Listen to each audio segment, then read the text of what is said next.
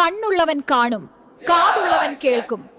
കാണാത്തവനും കേൾക്കാത്തവനും എന്നും ഊമയും ബധിരനുമായിരിക്കും.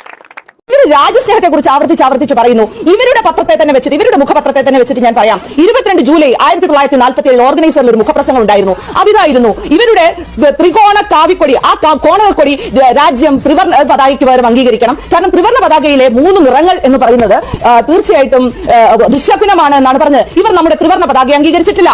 30 നവംബർ 1949, 6 ഫെബ്രുവരി 1950 ഈ 2 ദിവസങ്ങളിൽ ഇവർ ഓർഗനൈസറിൽ എന്താണ് എഴുതിയിരുന്നത്? മനുസ്മൃതിയെ അംഗീകരിക്കാത്ത ഭരണഘടനയെ ഇവർ അംഗീകരിക്കില്ല. 1948 ഇവർ എന്താണ് ചെയ്തത്? നമ്മുടെ രാഷ്ട്രപിതാവിനെ വെടിവെച്ച് വീഴ്ത്തി. ഇങ്ങനെയൊക്കെ ചെയ്യുന്നവർ ഇപ്പോൾ കയറി അവസരം കിട്ടിക്കഴിഞ്ഞപ്പോൾ നമ്മുടെ ഭരണഘടനയെ തച്ചു തകർക്കുന്നവർ, നമ്മുടെ നാടിന് ചീത്തപ്പേര് കേൾപ്പിക്കുന്നവർ ഇപ്പോൾ വന്ന് പറയുകയാണ് നമുക്കൊക്കെ രാഷ്ട്രസ്നേഹമില്ല, ഇവർക്ക് മാത്രമാണ് രാഷ്ട്രസ്നേഹമെന്ന്. രാഷ്ട്രസ്നേഹം എന്ന് പറയുന്ന ഇവരുടെ കുത്തകയാണോ? ഇവരുടെ കുത്തക എന്താണ്? ബ്രിട്ടീഷുകാരന് സ്ഥിരമായി മാപ്പെഴുതി കൊടുക്കുന്ന കാര്യത്തിലുള്ള കുത്തക മാത്രമേ ഇവർക്കുള്ളൂ.